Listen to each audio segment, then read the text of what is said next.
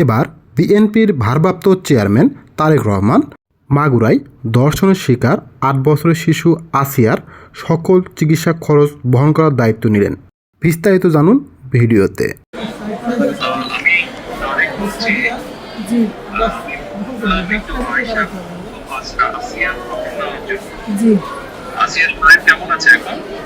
ভালো না, রক্ত ব্লাড দিচ্ছে।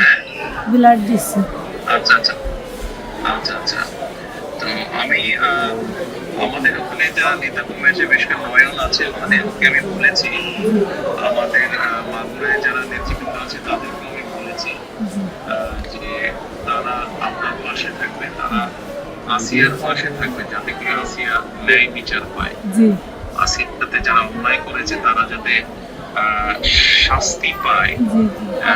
এই জন্য আমাদের অবস্থান থেকে আমরা চেষ্টা করব, যতটুকু সম্ভব আমরা চেষ্টা করব যাতে দেশের আইন অনুযায়ী আপনারা যাতে সঠিক বিচার পান। এবং একই সাথে আমি নয়নকে বলেছি যে আসিয়ার জন্য চিকিৎসার জন্য যেসব ব্যবস্থা নেওয়া সম্ভব সেই সব ব্যবস্থাগুলো আমরা চেষ্টা করবো আমাদের দলের অবস্থান থেকে। না, ওই নয়ন ভাই খুব করেছে আমার জন্য। আমার যে এলাকান আছে ওরা সারা রাত যাবে, আমার জন্য যা লাগে সব দিচ্ছে, মানে ওনার নির্দেশই করেছি। আপনার কাছে একটু আবদার, যেমন ছোট মনি আপনি যদি দেখতেন ওই বুকগুলো ফাইলে বলে কি করেছে, তাহলে আপনার কেন আসতেন যে ওরা কি জঘন্য খারাপ ব্যবহার করেছে আমার মনে শুনলে।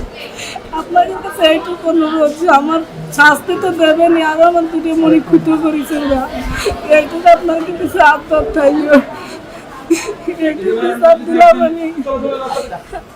ইনশাআল্লাহ আমরা আমাদের অবস্থান থেকে আমরা চেষ্টা করবো যাতে আসিয়া ন্যায় বিচার পায়। আমাদের সেই প্রচেষ্টা থাকবে। আপনি চিন্তা করবেন না, আসিয়ার চিকিৎসার জন্য যা কিছু প্রয়োজন আপনি যদি কিছু মনে করেন আমাদেরকে জানাবেন, ঠিক আছে? এটা নিয়ে টেনশন করবেন না।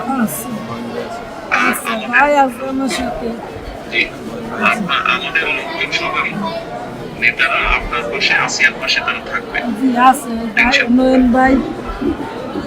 নয়ন ভাই আছে, আপনি আছেন, আপনি তো সব দেখতেন, তাছাড়া আমার দেখতে কি দেয়।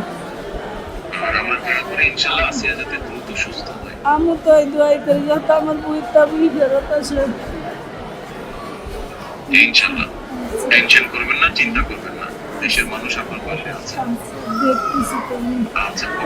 আচ্ছা বল। জি, দোয়া করে। আর দোয়া করবেন। ইনশাআল্লাহ দোয়া করি ভালো।